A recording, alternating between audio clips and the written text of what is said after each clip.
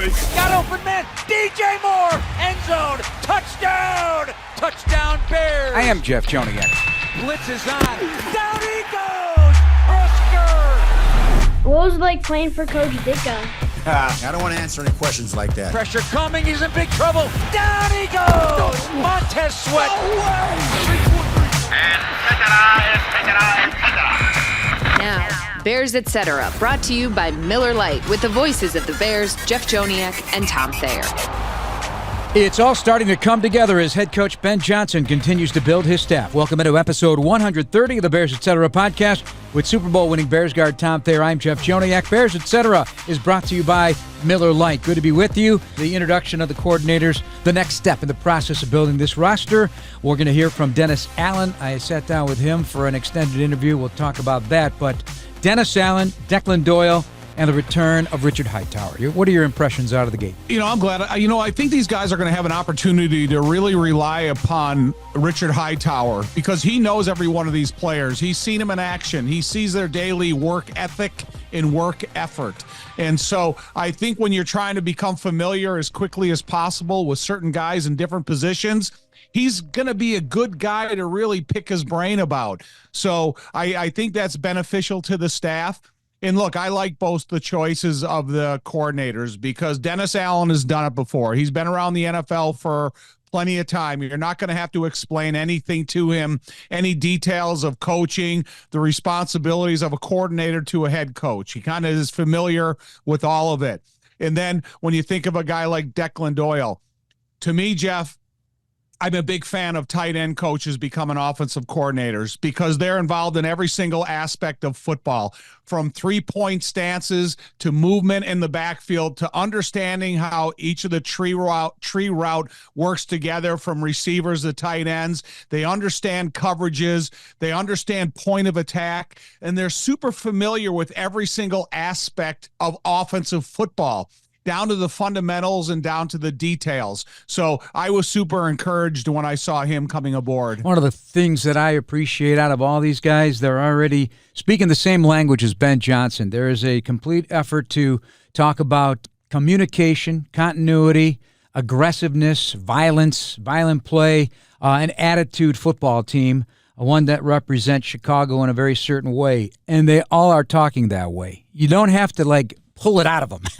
Right? Well, I think if you had a dictionary and you open it up and you had the term football, every single one of those terms that you just said should be right behind in the definition of the sport of football. So I'm glad that every one of these guys have an understanding exactly what it's going to take to get this group turned into that needs and wants and desires to go to the playoffs. What do you think of the varying levels of experience? You got some young guys. You got a veteran guy there in Dennis Allen. Yet to be determined the rest of the coaching staff. Al Harris, obviously, a veteran coach. Dennis had a great job working with all sorts of fantastic cornerbacks over the course of his extended coaching career. Was a great player himself, the defensive back coach and passing game coordinator and defense. Antoine Randall L. in the house as assistant head coach, wide receiver, certainly NFL. I saw him in the lunchroom the other day. I said, hey, last time I spoke to you, I had a microphone in your face at a Super Bowl. And he was one of those guys that was throwing passes as well as catching passes. So, it's a vast range of experience levels. Yeah. Listen, I remember when they brought you in as the lead broadcaster for the Chicago Bears, and now look at you 30 years later, you're still here.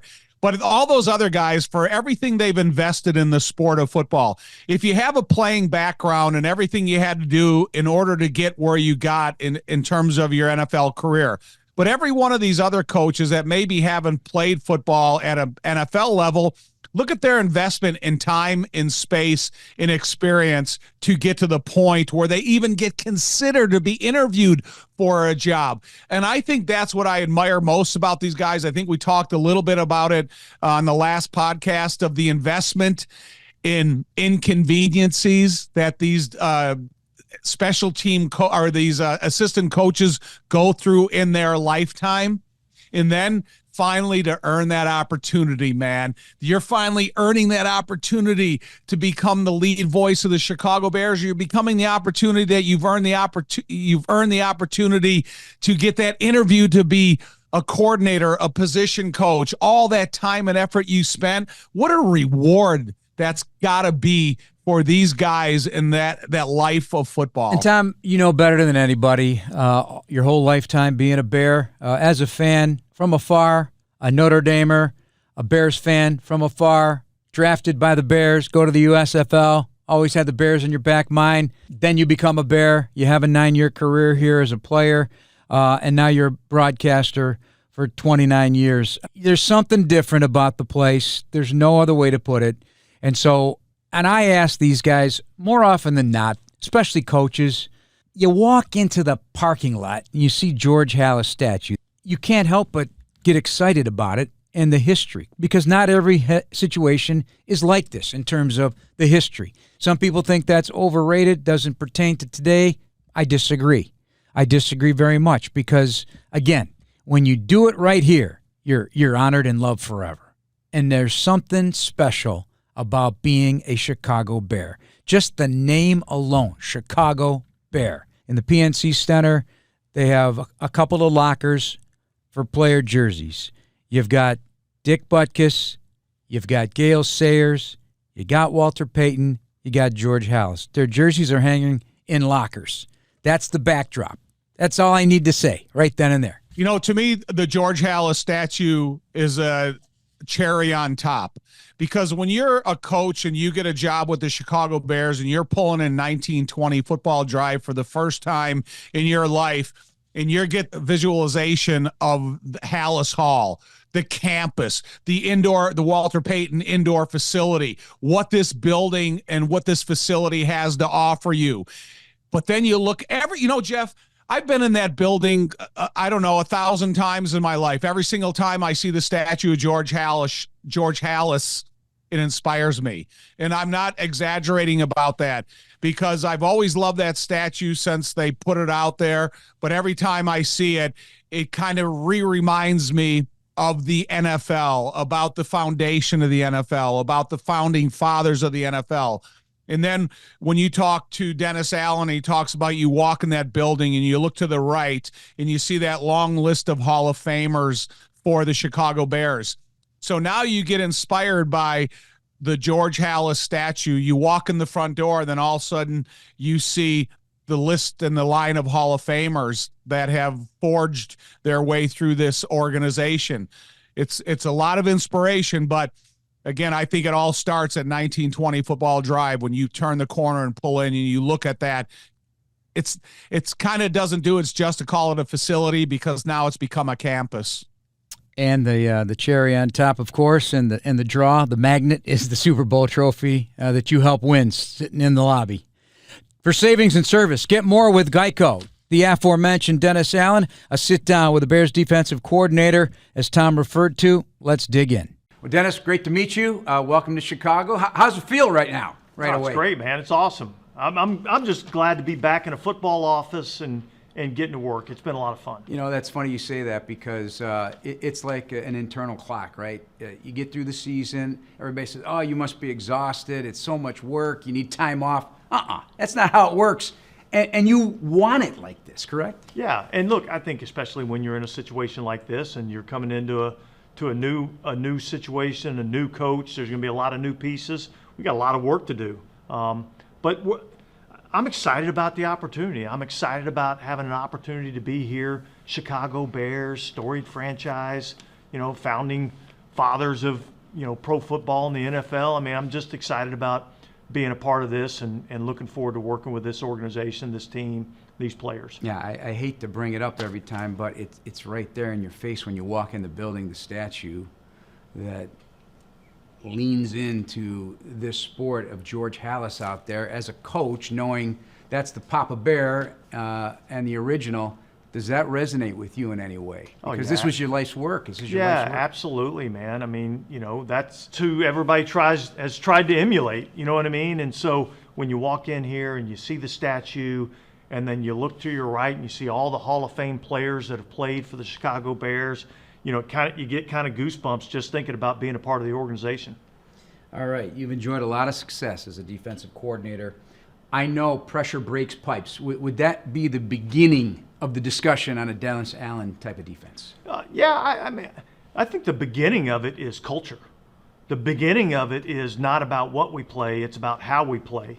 And there's a way that we've got to be able to play defense. We got to play tough. We got to play physical. We got to play smart. We got to play fast. We got to play hard. Like all of those things, all right, the scheme will come. So it's not about what we play. It's about how we play. And we got to build the right culture and get back to being the monsters of the Midway, the type of defense that the Chicago Bears need to be. I've always said a team should reflect kind of the image of the city, which is a blue collar, roll up your sleeves, get knocked down, get back up type of thing. And, to let the teams who come in here know they're going to be in for a long day, win or lose. They're going to feel you.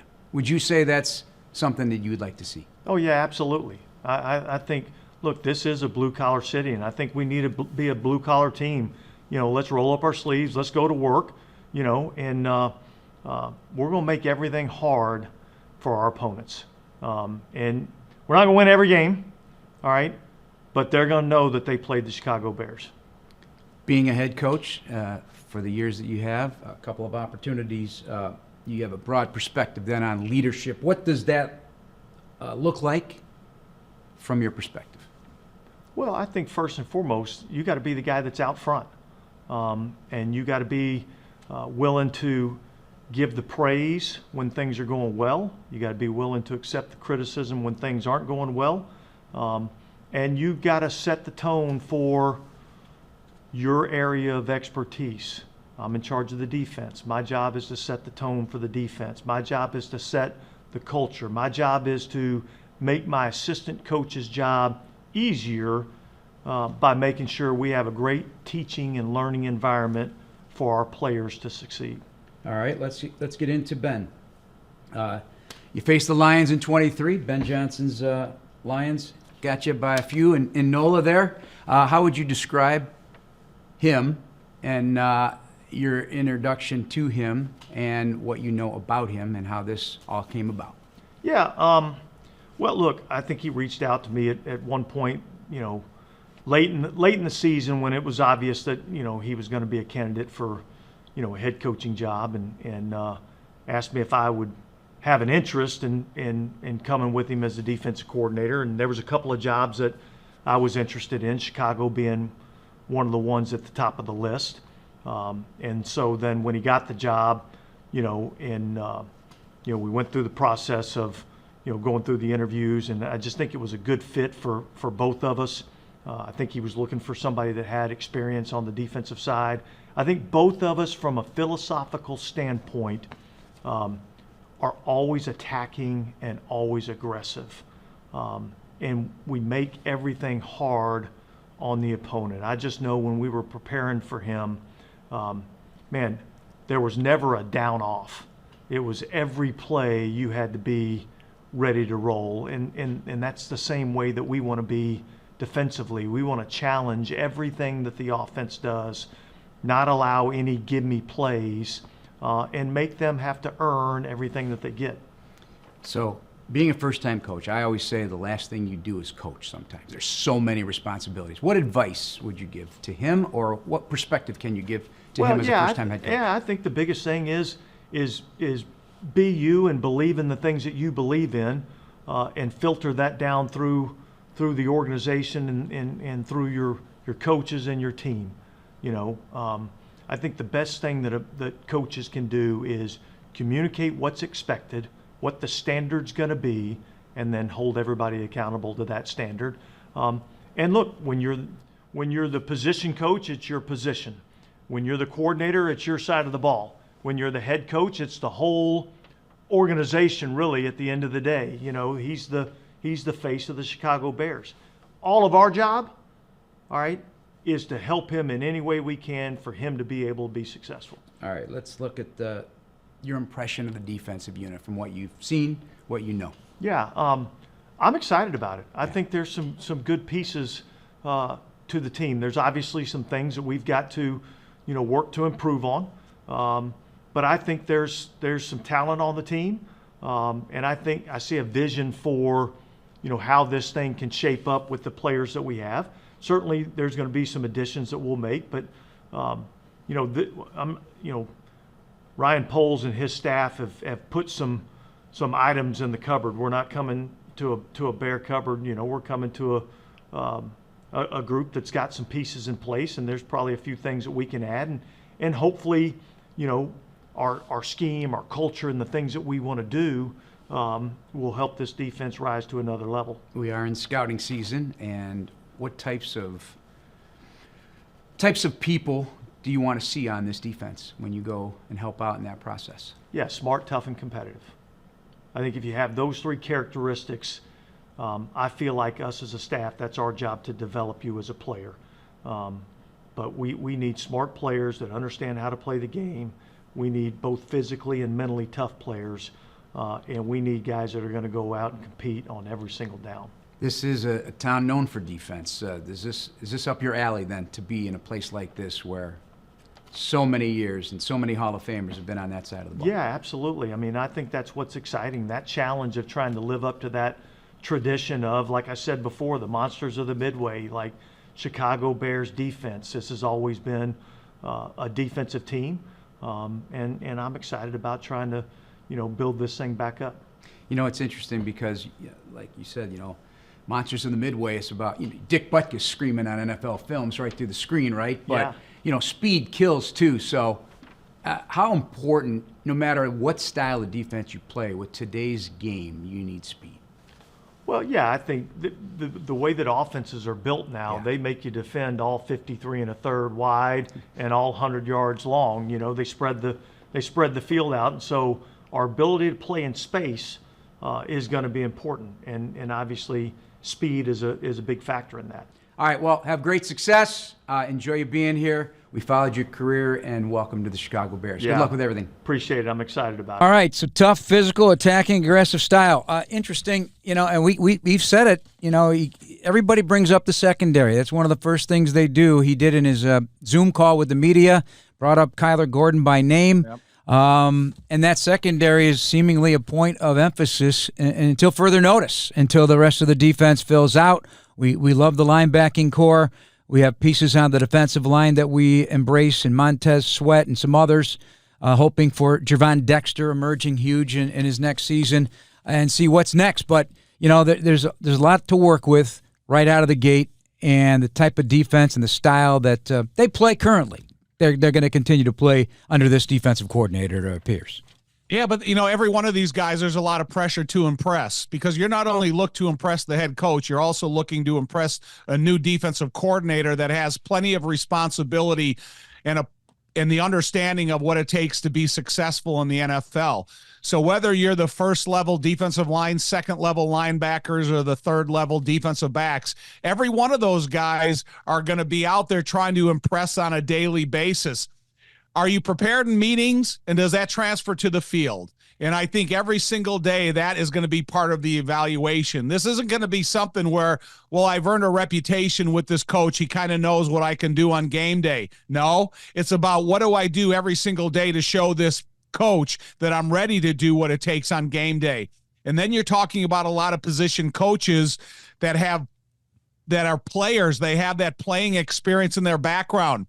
They can see it clearly, but Dennis Allen has all the experience you need to make the right decisions. He has always been known for being an aggressive, multiple defensive coach, bringing pressure. Saints were top 10 in scoring 4 straight years. Then they dropped last season overall, but top 7 or better 3 straight years, from 20 to 22 in yards allowed. What do you anticipate? Again, you have to utilize what you have and then form around that. But his philosophy is going to be, let's get to the quarterback. Somehow, some way, create pressure. But that's not only going to include the skills of the front four. It's going to include the skills of every defensive player on that football team.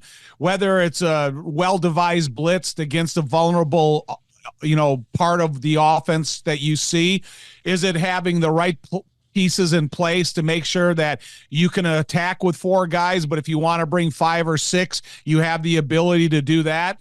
And I think when you look at all the counterparts that it needs to be that same mentality of defensive coordinator that it has always been, The pieces are here. Now it's about Ryan Poles adding a couple more pieces throughout the draft and free agency, letting these coaches get together and see what they feel that they need the most, and then go set their sights on how to try to get that person or that type of player. Get a supportive crowd in here in Soldier Field and make sure that noise is helpful to a defensive coordinator like Dennis Allen, so the defense can be the aggressors. And the more that you can be the aggressors, the more you can stop your opponent's offense, and the more you can give your team an opportunity to win. This podcast is brought to you by the official beer partner of your Chicago Bears. Tastes like Miller Time, Chicago. Go to MillerLite.com/BearsPod to find delivery options near you. Celebrate responsibly. Miller Brewing Company, Milwaukee, Wisconsin. 96 calories and 3.2 carbs per 12 ounces. I know I talked to him about speed, because you look at defenses and you just love and embrace the speed, because that speed doesn't just have to mean a 40-yard dash. There's mental speed. There's speed coming off the edge from a big guy. There's speed to beat your man right off the snap and first off the ball as a defensive tackle. There's speed at nose tackle to knife through and strain through a double team. By definition, it could be any number of things, but I want a fast defense. I mean, don't you? I mean, there's elements here that the Bears are on the way to having a fast defense, but I want one physical, fast, and smart. Well, you're 100% right, because speed is not only identified in a 40 times. Speed isn't exactly what you just described. The get off of a defensive end, the get off in snap count anticipation of a nose guard to a 3-technique defensive tackle, the position that you can put the offensive line in to create that separation where you can bring through a linebacker or utilize the functionality of a guy like Kyler Gordon. And I'm glad you brought that up, that speed is not only timed in a 40, speed is at what rate the defense plays at collectively to get the job done against the offense you're facing. It's also, speed is preparation. Well, yeah, I mean, yeah, you're not going to do anything in football without proper preparation. So that goes without saying. And if everybody has trust and understands the scheme as perfectly as they need to, then I think that you can even become a faster defense. So also had an opportunity to visit with Declan Doyle, 28 years old. He knows this is an unbelievable opportunity.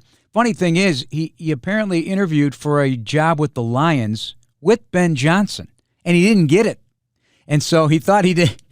He was telling me, I didn't think he liked me, but he became a mentor for him, because every time he'd see him or visit with him, there was a mentorship going on, and I love that connection. He goes back then to a guy that got a little more seasoning with the Denver Broncos after his time with Sean Payton in New Orleans, and was a tight ends coach. And I think that's a great story and a great matter of trust and your connections over the course of the league. If you want to be a head coach, you got to keep an eye on some talent that goes beyond players. You got to look at coaching talent. Guys that have a similar vision, guys you can work with and that you can trust. Well, I think when Dennis Allen was at the podium, he said that Ben Johnson talked to him during the season and asked him if he would like to come aboard if, in fact, he did get the right job. And so they've had that radar up. They've had that telescope out there for quite a while. So I don't know. This is not something you just stumble upon. This is something that you're thinking about in advance. And Ben Johnson was a tight end in his past coaching a tight end coach in his past coaching background. That's why I reemphasize how much I like tight end coaches, because they're involved in everything. You think of the multiple positions a tight end plays. Line up as a wide receiver, lines up as a point of attack tight end, lines up as a backside tight end, an H-back with motion, or at the fullback position. He's involved in every route combination. So when you talk about, keeping your sights set on Declan, you know that what he's developing not only inside the game itself, but inside of a mind like Sean Payton that can benefit and help him develop the mental side of football that can help him be a better coach. I feel the same way that they help out on special teams too with the blocking. Exactly. I mean, that's 100%. I like special teams coaches as well. So talked about Caleb Williams, loves the arm, loves the toughness, loves the legs. The second act, as he called it, what he does when things go beyond the first couple progressions. And so his job will be to help organize and help detail the game plan and have see the game the same way. We heard Ben Johnson, Tommy, when he was introduced, talk about Caleb has to see the game the same way he does. And this trickled down now to Declan Doyle saying the same. I need to see the game the same way Ben Johnson does. Therefore, whoever becomes quarterback coach and passing game coordinator, everybody's got to see the game the same way, through the same lens. Oh, exactly. You got to understand what type of defense you're facing, what are their strengths and weaknesses, and then how do you go about attacking that? And then the trickle-down effect from Ben Johnson introducing this offense to the rest of his coaches, and then you start becoming familiar what he thinks about specific plays, when you need them, where you need to run them, what part of the game, where on the field, and what types of defenses they fit against the best. And I think that this is something that repetitiously you learn on the offensive side of football, because when these guys start meeting and start installing the offense just amongst the coaches, they are going to work on those same plays. They're going to hear the same plays, and you often laugh about it. But when they talk about coaches can sit and talk about one play for an entire day, that's what these guys are going to start seeing, because that is possible. I would like to know where Declan Doyle is going to sit. Is he going to be an on-the-field guy, or is he going to be in-the-box type of guy? That would be one thing that I would have some interest in knowing. I've got two other words for you that matter when it comes to coaching, and Doyle explained this, and those two things, because somebody asked him in the news conference about his age. You're going to have guys that are older than you, and that's always a case, right, in football. But there's two words that matter. It's trust and confidence. You got to develop the trust. The player's got to trust you. You got to trust the player. And then you got to make that player feel confident in his role. Don't give him things he cannot legitimately do based on his skill set and traits. But if you accentuate his skill set and traits, and that guy goes out there and plays with his hair on fire every day, now you've got the connection of the player and the coach. Would you agree that that's a fair two words that matter? Listen, Clyde Emmerich used to say it, knowledge earned is greater than knowledge learned. And one way that you earn trust and they know that you're a competitor is they feed you the opportunities and they see you repeatedly doing it correctly. And then they know that they can feed you a little bit more. And I think every single one of these coaches, position coaches, coordinators, it's just going to get some eye-on evaluation of what these guys are capable of doing. But when you go back and you talk a little bit about a guy like Caleb Williams, for example, you already know what he's capable of, what he's willing to do, how tough he is, and what an asset he can be in the big picture of this offense. So that's got to be super encouraging going forward here at Halas Hall. For savings and service, get more with Geico. And if you have a new or gently used coat laying around, head to your local Jewel Osco until February 10th and donate one of your new or gently used coats to the 36th annual Chicago Bears Coat Drive and help keep Chicagoans warm this winter into next month. So a couple weeks to go in that regard. All right, let's talk special teams coordinator. You mentioned at the outset Richard Hightower, familiarity. This is his third go-around, third hire with the Bears. Also his third time with a first-time head coach. So he has experience with this, and it's somebody he wanted to work with after visiting with him.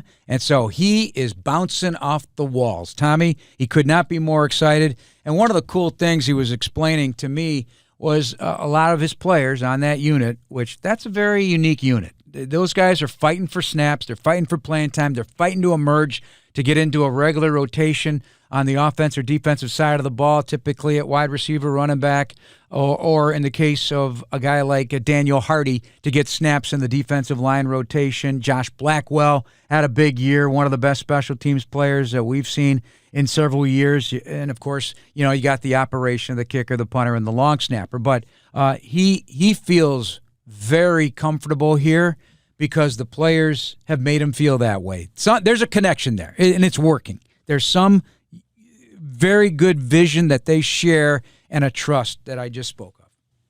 Yeah, and listen, the players have a great deal of confidence in Richard, and he's proved himself to these players, whether it's something as specific as the punter, the kicker, the holder, and the snapper, or all the other elements. that fall into play in devising a special teams scheme. And then when you look at the new kickoff and kickoff return rules, now you had to, have that type of development on a team. Richard Hightower has earned his stripes. This is not something that he's being awarded a job because it's a convenient hire. You have to go out there and you have to investigate the accomplishments of the special teams, see how they did, see how he relates to the players, see how he relates to the bottom 5 players on every roster, because it's such a rotational position. And so sometimes you don't know if there's a guy that's going to be included on your special team until the morning of the game or the night before the game. And Richard has always done his due diligence about making sure those guys are mentally and physically prepared to do what's going to be asked of them. And then you see the rotation of returners that we've seen here, from punt returners to kickoff returners. Richard's had every one of these guys prepared because it's one of the more difficult jobs in the NFL. So I'm all for Richard. I'm glad he's back. And like I said, when these position coaches have specific conversations with him about these guys, he can probably feed them a little bit of information quicker than they need to see it. Right. And, he says that Ben Johnson's super embracing the special teams unit. That would make sense to me as an offensive coordinator and head coach, the play caller, because the field position is always going to matter, because every little thing matters. Every yard matters. You're not working from the 5 and trying to go 95 yards. You'd like to have good field position. When you stick somebody deep, don't get a penalty on special teams to ruin what was a good stop, and then they get the ball at the 30-yard line or whatever. And by the way, so I heard Stephen Jones on an interview on Sirius XM, part of the Dallas Cowboys ownership.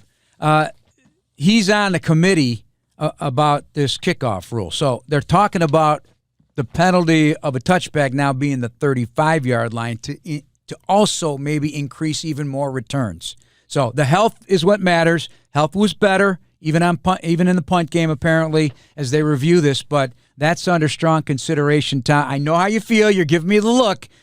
But now 35-yard line start, that's real field position.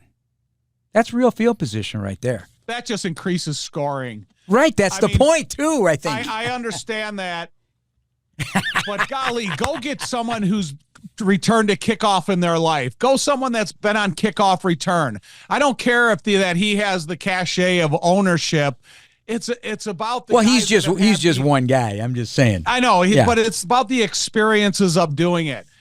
I don't know what to think, Jeff. Right. Well, Richard's on that committee too to help solve that problem. Good. So yeah, I'm glad he is. I like his the impact. Guy that's on the sidelines making those types of decisions. That's what I like to see. This podcast is brought to you by the official beer partner of your Chicago Bears. Tastes like Miller Time Chicago. Go to MillerLite.com/BearsPod to find delivery options near you. Celebrate responsibly. Miller Brewing Company, Milwaukee, Wisconsin. 96 calories and 3.2 carbs per 12 ounces. Tom, I gotta recognize what this week was, the 50th anniversary of the drafting of Walter Payton. You're a good friend, the late Walter Payton, the number 4 overall choice. The part I did not recall was the Bears won a coin flip with Cleveland. So they took 4, and the Browns went 5. They took a defensive end by the name of Mac Mitchell, and the Bears drafted the greatest player of all time, 2-time first-team All-American, NCAA scoring record at that time, 9 school records, and had votes for the Heisman, had a Hall of Fame career with the Bears, and an NFL rushing leader until Emmitt Smith broke it. You got to embrace it. He is so much a fabric of this organization, this franchise, his name, his family still heavily involved in this. The Walter Payton Man of the Year is the most prestigious award that will be extended to an individual for their work off the field, and that'll be next week at the Super Bowl in New Orleans. So, Walter Payton's name lives forever in this NFL, certainly is a high representation of this organization. I mean, it's a high representation of the entire NFL, the entire body of football. If you're a small college player and you go and earn a Hall of Fame nod in the NFL, become one of the greatest players of all time, and then, we're going to name an award after you that's called the Man of the Year. I don't know what a higher pedestal that you can be placed on. He's an amazing man. He's an amazing person. I just wish that more superstars in the world of superstardom, whether it's sports, in the media, whatever role you're considered a superstar, could take some lessons from Walter Payton, because he's the only superstar I've ever seen walk into a room and everybody feel better about themselves when he left than when he walked in. Yeah, I was going to ask you, who do you get questions more about? Ditka, Payton, Hampton, McMichael, Dent, Singletary, Covert. Oh, God. It's got to be Ditka or Walter. I mean, honestly. Yeah. No disrespect to those guys, other guys, but, everybody wants to know a little bit something about those two individuals. The funny thing about it is I get asked about Walter all the time, but the other day I was in a restaurant with my niece and my great nephew, and somebody was there and they were asking me about the soccer movie that Ditka was in. Someone was watching the movie at the table and someone pointed out, hey, this guy right here was his head coach in football. Kicking and screaming. And the little kid was watching it and they were laughing because he was a fan of soccer. And their mom and dad happened to know who I was and they pointed it out. And so I don't know. It's what question are you being asked? Are you being asked about the humor and the guy that was William Perry? Are you being asked of the legendary guy and the greatness of Walter Payton? Are you being asked about the ferociousness and the tough guy image of Mike Ditka? And then every member of the defense that you're talking about, you get questions from and about every one of them. Please tell me, I know you're limited in your viewing ability because of your TV and what you sign up for and what you don't, but have you seen any of the Senior Bowl practices? All of them. Okay. Every minute of every practice of every day. All right. So I'm calling the Senior Bowl for Sirius XM on Saturday, and so I'm just been working nonstop at it. True or false? Have you not been thoroughly entertained by the one-on-ones and the heavy amount of snaps taken in team drills and the work done at the line of scrimmage, most importantly, on both sides of the ball, two areas the Bears will no doubt be looking at?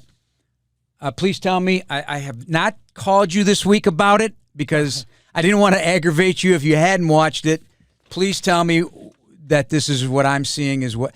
Please tell me that we have the Ben Johnson coaching staff shared vision on what we've seen at the Senior Bowl. True or false? It's kind of weird that I want these guys to be so determined to get the offensive and defensive line right that's kind of what I've been watching the most. Even with the one coach from Cleveland that does the call out at the end of practice. Yeah, to bring the guys out there, and he gets like a WWE introduction and gets the guys out there, whether they're receiver, defensive back, running back, linebacker, or offensive and defensive lineman. And most of these guys, I can't sit there and tell you their names, but I can tell you their numbers and the schools where they're from. And so that's kind of exciting. But back to the point, what do you think of the play at the line of scrimmage? And the one-on-ones really? No. Oh. What I'm trying to say is I'm kind of more impressed with more of the offensive linemen than I am the defensive linemen. Although there's a couple defensive linemen that I really like. So if I'm saying, okay, I'm going to start a team this year and I'm going to go to that game and I'm going to put together an offensive line, and this is counting both teams. I believe I could do it. I see it, and I like I said, I watch every single practice, every single drill, every single day. And sometimes I look at the quarterbacks because I'm interested to see that the Ole Miss guys there, the Notre Dame guys there, how about the Canadian from Laurier College? Huh? How about the Canadian quarterback from Laurier College? That's an amazing story. That's an amazing story. In college in Canada, if you're not aware, not unlike the Canadian Football League, but this is a little different. 12-man football, 3 downs, 110-yard field, and a much wider field. Don't know the exact dimensions. And he only picked up a football, put away his hockey stick in 10th grade. So this is the first time he's actually taken snaps from center and stuff. It's crazy. Well, you go back to the history of some of the greatest athletes in professional sports, and the reason they became so great in their sport of choice is because the sports they played as a young person. And Akeem Olajuwon, he was a soccer player as a kid, but at 7 foot, he still had great feet, and it was because of his soccer upbringing rather than him being surrounded by basketball. I thought for sure you'd go right to North Dakota State offensive lineman for me. Gray Zabel. Zabel. I like him. Right? Is there two Zabels in this game? No. Because I do like that. I do like Zabel. Right? Like I said, I don't know their names, but I know their helmets and their jerseys. Like I said, I'm not sitting there like you with the roster in front of me. I'm sitting there watching this on TV and just becoming familiar with their headgear. Well, I'll save all the names for another day because we're out of time.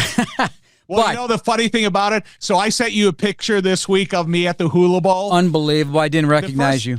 No. So the first thing I did when I went to the Hula Bowl is every single guy on our team that had stickers on their helmet, I got a sticker from their helmet, and I put it on my helmet for the game because we never had stickers at Notre Dame. Yeah, like so the Ohio State Buckeye, that type of thing? I got a Buckeye sticker. I got a Michigan sticker. I got, every other football I always team. thought that was a cool thing. I had a person text me the other day, someone that's not a big football fan, and they were watching the national championship game. Want to know why Ohio State had all those things on their helmet? I said that's a reward. You want your helmet full of those stickers. When I went to the Hula Bowl also, we had one defensive lineman that didn't show up. So during the game, they gave all of us offensive linemen a chance to run snaps at defensive tackle. And that was another part of our all-star game. Did they do the competitive thing at the end of practices like these coaches? Mike Kafka, who interviewed for the Bears job, Northwestern, Chicago kid, starting that along with Ventrone at the end of practice. Those were hilarious. Those were great fun. Back in the day, so we had the Hula Bowl, there's the Japan Bowl, the East-West Shrine Game. Those were kind of like more relaxed practices. If you went to the Senior Bowl, you got paid to go there, you practiced twice a day, full pads, and everything was live. So it was kind of a different combination. Well, listen, my quarterback was Dan Marino, Jackie Sherrill was the head coach, and we threw the ball a majority of the play. So it wasn't real physical brand of preparation. Oh, yeah. Did you enjoy that part though? I loved it. Yeah. It was one of the greatest experiences I've ever had because I got to look, because back in the day, a lot of the stars from college football went to the Hula Bowl because they knew that it was in Hawaii. It was kind of a relaxed atmosphere. And it was more fun than competitive. So your Sacramento State guy, just to get it clear, is Jackson Slater. He is a 6'3", 320-pounder. Emory Jones is the tackle that you're referring to, number 50 from LSU. Okay. So just to get the names out there. He's got good bendability. He's got good recovery. I think he could play guard, but he can also play tackle. I was encouraged by what I saw out of his kind of second effort fight on one-on-ones. Well, I was talking about taking snaps from under center. So a quarterback like a guy who's, been around a while here, Tyler Shuck was quarterback. He was backing up Justin Herbert. Right. At Oregon. That's how long he's been around. Number 70 from USC. Oh, that's the center. Yeah, I like him a lot. Jonah Monheim. How big? He's 6'4" and 307. That work for you at center? I love the guy. I really like the guy. Moved from tackle by and Lincoln Riley called him the linchpin of the unit, but he started. He could start at guard or tackle as a rookie. Yeah, I mean, they have him. He could play any number of spots in the offensive line. All right, well, we got so much of the draft season to get into, but I got to tell you, lastly, is that watching this stuff and getting ready for this, it just re-emphasized just how much I love football, because that was just good, clean fun this week, watching those guys, and they gave effort. Those guys gave effort. Now, a lot of these guys are not going to play in the game. They're going to get yanked by their agents or whatever. I saw what I needed to see. Huh? I don't care. I saw what I needed to see, and that was the practices. It's like tonight, there's the East-West Shrine game. Right. 7:00. Dial it in. Start taking notes, Tommy. Yep. We need you to get some names involved, too. I'm going to send you rosters so that you can identify. You're like the old ball coach. You don't get a name and you just get a number until you prove yourself. Once you make the team, then I'll know your name. You're funny. Geico, for savings and service, get more from Geico. All right, that's going to wrap us up for this week's podcast. Next week, we'll a little sneak peek of the preview of the Super Bowl. We'll get Tom's thoughts on that, what we saw from the Senior Bowl and the Shrine Bowl, see if there's any players that caught Tommy's attention afterwards. For Tom Thayer, I'm Jeff Joniak. Thanks for listening, everybody. Please subscribe now to the Chicago Bears official app, Apple, Spotify, YouTube, or wherever you get your podcasts. Bear down, everybody.